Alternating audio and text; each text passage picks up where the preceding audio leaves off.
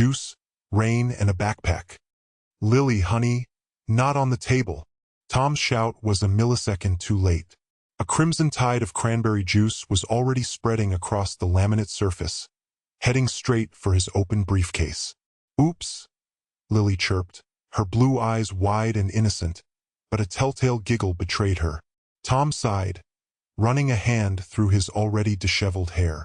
He grabbed a roll of paper towels, mopping up the sticky mess. Lilybug, you know Daddy has to go to work.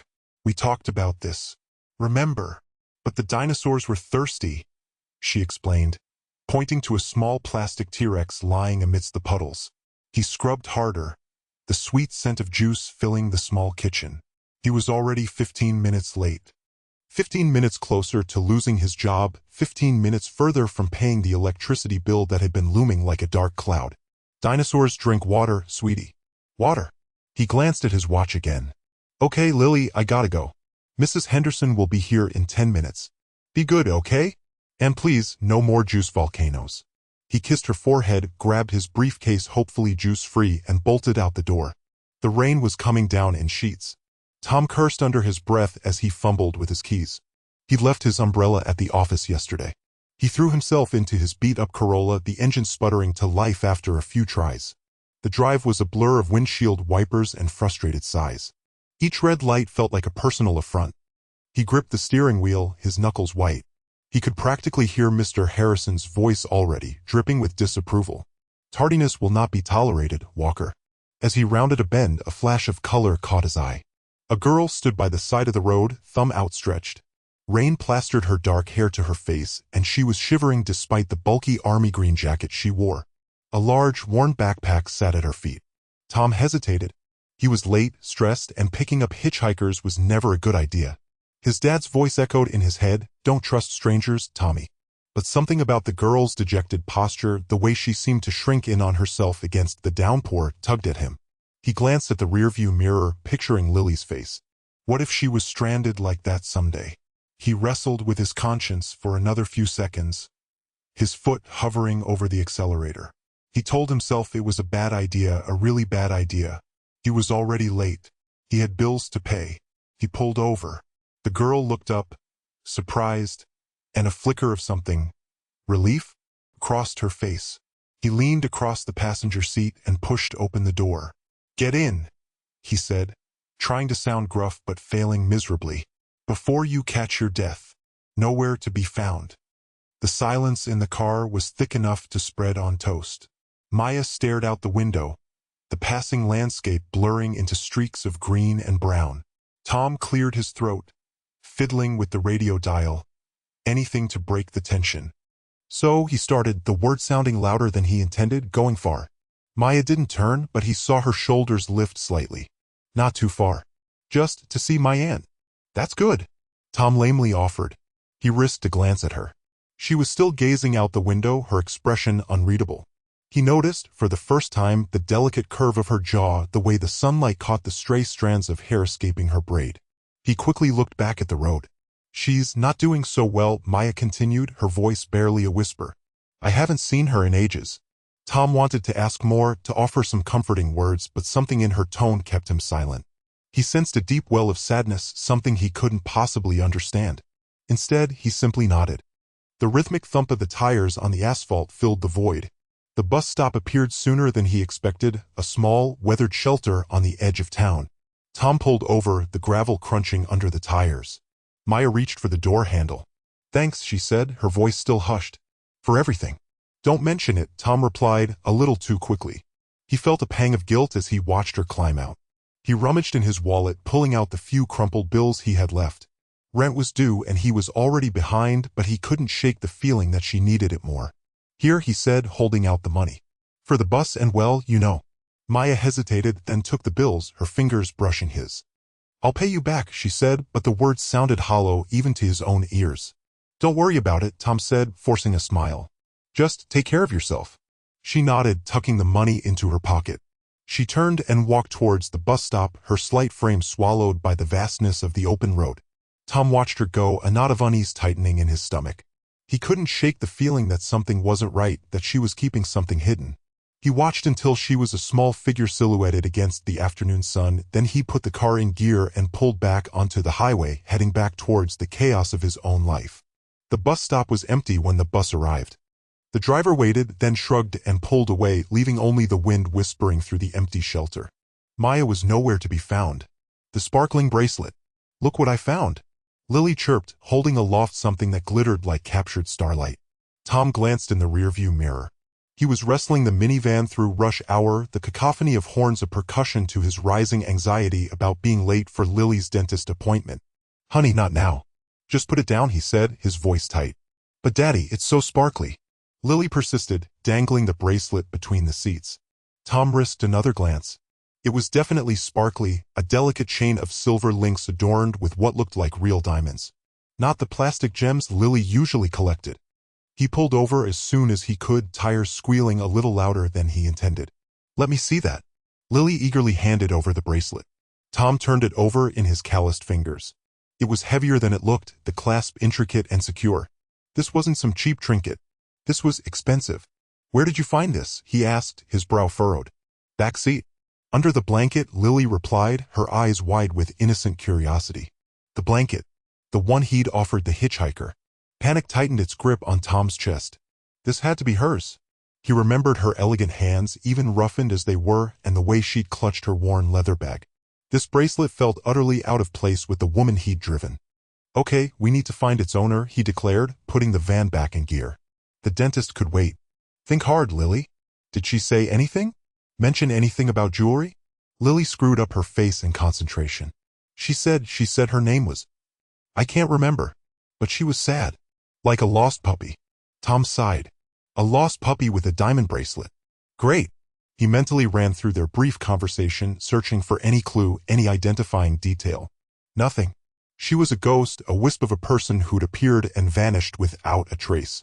Except for this very substantial, very shiny piece of evidence. That evening, after Lily was asleep, Tom sat at the kitchen table, the bracelet lying before him like a miniature constellation. He tried calling the state police, but they were less than helpful, suggesting he turn it in to lost and found. But something about that felt wrong. This wasn't a misplaced mitten, it was someone's treasure. He pulled up the online map of the area where he'd dropped her off. A scattering of rural addresses, mostly farmhouses, and the occasional isolated cottage. Hopeless. He zoomed in, trying to find a landmark, a sign, anything that might jog his memory. Nothing resonated. Frustration mounted.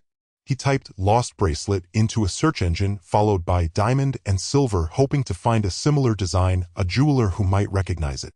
Page after page of generic results. He scrolled through online lost and found registries, his heart sinking with each click. He ran a finger along the delicate links. There had to be a way. He couldn't just keep it.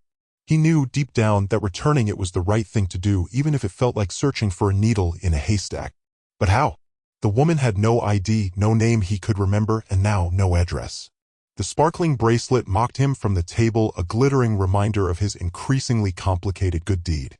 Missing heiress. Tom grappled with the car seat buckle, a low grumble escaping his lips about their perpetual tardiness. A glance at his wristwatch, an ingrained reflex, confirmed his fears. "Almost there, Lilybug," he announced, finally securing the strap. He shut the door with a quiet thud and hustled to the driver's side, fishing in his overflowing messenger bag for the keys. The ignition sparked, the radio sputtering to life. "Police are requesting assistance in locating Maya Sterling, 22, of the Sterling conglomerate. Miss Sterling was last observed departing her family estate Tuesday evening. She is described as..." Tom cut the bulletin short with a frustrated groan. Sterling family news invariably meant gridlock and gawkers. He switched to a pop station, hoping to placate Lily, who'd already begun to hum along. A curt news interruption sliced through the melody. "A recent image of Miss Sterling. Of particular interest is the gold and turquoise bracelet she is wearing. Anyone with information is asked to contact." Lily's sharp intake of breath pierced through the noise. "Daddy! Stop! Please! Go back!" The unexpected outburst almost sent Tom veering into the next lane. "Lily, what is it? Are you all right?" He checked on her in the rearview mirror. "The bracelet. On the radio. It's the lady's bracelet." Perplexed, Tom frowned. "Which lady, sweetheart? What bracelet are you talking about?" He steered the car onto the shoulder, activating the hazard lights. Lily, her cheeks flushed with excitement, pointed at the radio. The news report played again, highlighting Maya Sterling's image. The camera lingered on her wrist, the delicate gold bracelet with its vibrant turquoise inlay catching the light. The lady from the road, Daddy. The one we gave a ride. She had that bracelet. I saw it when she gave me the shiny rock. Tom stared at the screen, a cold tendril of unease snaking through him. The runaway. The woman with no identification who claimed to own nothing. The woman, soaked and shivering, cradling a cheap plastic toy. The woman wearing a bracelet that probably cost more than his beat-up sedan. Maya Sterling, the reporter reiterated. Heiress to a multi-billion-dollar fortune. He recalled her quiet reserve, the averted gaze, the faint tremor in her voice as she spoke of starting over. He remembered the impeccably tailored coat, now bearing the grime of the road and the stains of the downpour. He recalled the way she had looked at Lily with something that bordered on longing. He killed the engine, the sudden silence amplified the implications. He looked at Lily, her eyes shining with naive glee. He hadn't just offered a ride to a stranded traveler. He'd picked up a missing heiress. And she carried a memento from his daughter. The unease in his stomach bloomed into full-blown dread. This wasn't just a random act of kindness gone slightly awry. This felt different. Potentially dangerous. To tell or not to tell? The chipped mug warmed Tom's hands, but not his insides. He stared at the phone, the sterling and sterling letterhead mocking him from the kitchen counter. Maya. The name felt like a secret, heavy and hot against his ribs. We shouldn't, should we? He muttered, more to himself than Lily, who was meticulously constructing a tower of sugar cubes on the breakfast bar. Lily didn't look up. Shouldn't what? He gestured vaguely at the letter. Tell them. About Maya. Complicated.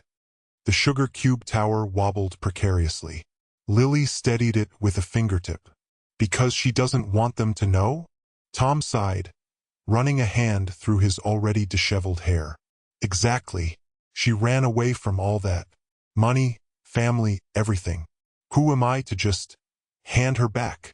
He imagined Maya's face, the fragile set of her jaw, the weariness in her eyes. Betrayal would shatter her. Lily finally looked up, her brow furrowed. But what if she needs them? What if something bad happened and they're really worried? She hopped off her stool, her voice rising with each question. What if they miss her terribly? Imagine how sad they must be. Tom winced. Lily's empathy was a force of nature. I know, kiddo, but it's not that simple. They're loaded, right? What if they just want her back to control her, to force her to live the life they want? But what if they don't? Lily countered, her eyes pleading. She picked up a single sugar cube and turned it over and over in her fingers. She looked sad, Dad. Really sad. Maybe they can help her not be sad anymore. Tom felt the familiar gnawing in his gut, the guilt that always surfaced when he wasn't sure he was doing the right thing. Lily was right. Maya had been sad. He'd seen it in the way she flinched at loud noises, the way she ate as if she hadn't had a proper meal in days. He pushed the mug away, the coffee sloshing over the rim. Okay. Maybe you're right. But I'm not calling them. Not yet. Lily's face fell. But how will we know if they're good people or not? He stood up, pacing the small kitchen. The linoleum felt cold beneath his bare feet. We find her. We talk to her. We see if she's okay. Then we decide what to do. Together. Lily's face lit up, her eyes sparkling with excitement. Like detectives? Tom managed a weak smile. Something like that. First things first, where do you think she went after we left her at the diner? Lily tapped her chin, her forehead wrinkling in concentration. She said she liked the ocean. Maybe she went to the beach. Tom grabbed his keys from the hook by the door. There's only one way to find out. Following the trail? The bus fumes hung thick in the air, a greasy film on Tom's tongue. Another dead end. Another shake of the head. He crumpled the flyer with Maya's picture, the paper already softened by sweat and desperation. Anyone? At all? A girl with short brown hair, maybe 16, 17? The woman behind the ticket booth, a mountain of a woman with a voice like gravel, barely glanced up from her crossword. Look, mister, hundreds of kids pass through here every day. I ain't got time to memorize faces. Lily, bless her, was more persistent. She tugged at the sleeve of a teenage boy with headphones clamped over his ears. Excuse me, have you seen this girl? She might have been carrying a backpack, Tom sighed. He knew this was a long shot. Maya could be anywhere by now. He felt a pang of guilt. He should have insisted she stay put, called the authorities, done something more than just let her go. Maybe she took a different bus, Lily suggested, her voice small. Or maybe she walked. Walked where, Lilybug? This isn't exactly prime hiking territory. He gestured to the endless sprawl of asphalt and fast food joints. They tried another bus stop, then another. Each time, the same story. Blank stares, shrugs, polite but ultimately unhelpful replies. By late afternoon, the sun beat down mercilessly, turning the small towns they passed through into shimmering mirages. In Harmony Creek, they stopped at a dusty diner. A waitress with tired eyes and a name tag that read Doris took their order. Tom showed her Maya's picture. Doris said, squinting. She does look kind of familiar. Maybe saw her a couple days back, headed towards the highway. Said she was going to Willow Creek. I think Willow Creek. It was a start. Tom's hopes flickered. Did she say why? Doris shrugged again. Kids don't usually tell me their life stories, honey. Just wanted directions. As they drove towards Willow Creek, Lily was unusually quiet. Tom glanced at her. Her face was smudged with dirt, her bright eyes clouded with fatigue. Tired, sweetie? She nodded. It's harder than I thought it would be. Yeah. Well, finding someone who doesn't want to be found rarely is a walk in the park. He reached over and squeezed her hand. But we're not giving up, okay? We'll find her. The Willow Creek town limit sign was faded and peeling. The town itself consisted of a gas station, a general store, and a scattering of houses. Tom felt a wave of discouragement. This could take forever. But Lily, ever the optimist, pointed to a hand-painted sign outside the general store. Lost dog found. Ask inside. See, Daddy? They're used to finding lost things here. Maybe they can help us find Maya too. Tom managed a weak smile. He followed Lily inside, the bell above the door jingling a cheerful counterpoint to the weariness in his bones. He had no idea if they were any closer to finding Maya, but he knew one thing. He wasn't going to let Lily's hope die. Not today. The diner discovery. The aroma of frying bacon hit Tom and Lily as they pushed open the door to Ma's Kitchen, a diner that looked like it hadn't been updated since the Eisenhower administration. Vinyl booths lined the walls, and a chipped formica counter ran the length of the room, occupied by a couple of locals nursing coffees. Tom scanned the room, more out of habit than expectation. Lily tugged on his sleeve. Dad, look! Behind the counter, flipping pancakes with practiced ease, was Maya. Her dark hair was pulled back in a ponytail, and she wore a faded blue uniform, but there was no mistaking her.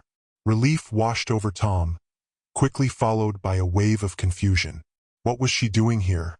Maya glanced up, her eyes widening as she met their gazes. A spatula clattered to the grill. Tom? Lily? Maya, what are you doing here? Lily blurted out, rushing toward the counter. Tom followed, a little more cautiously.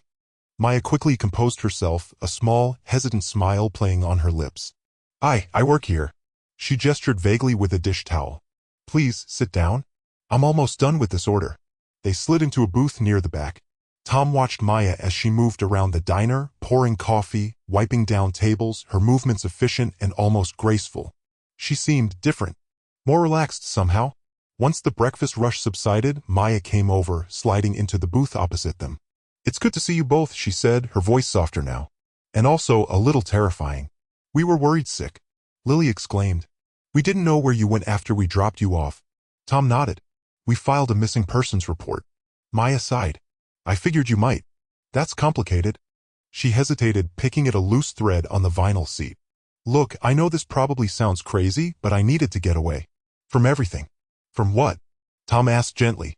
My family, Maya said, her voice tight. Their expectations. The constant scrutiny. It's like living in a gilded cage. Everything is planned out for me. Who I marry, what I study, what charities I support. I couldn't breathe.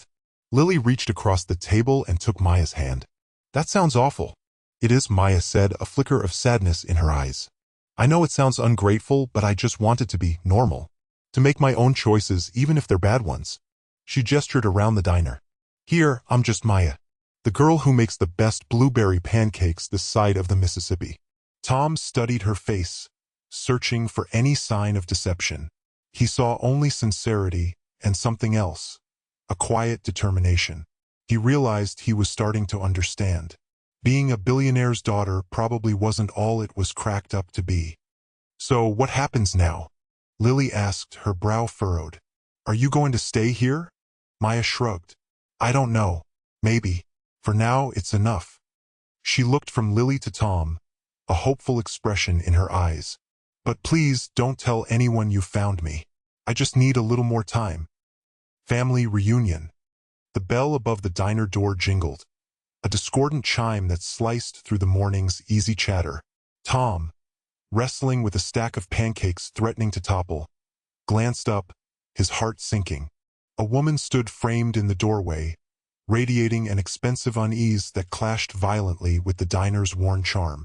She wore a tailored cream suit, the kind that screamed boardroom and private jet. Behind her, two men in dark suits surveyed the room with the practiced indifference of security personnel.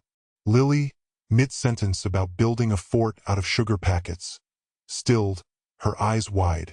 Maya? She whispered, more statement than question. The woman's gaze swept over the booths, lingering for a fraction of a second on Tom before locking onto Maya. Maya, darling, she said, her voice a carefully constructed melody that didn't quite mask the steel beneath. There you are. Maya visibly stiffened. Eleanor, she replied, her voice flat.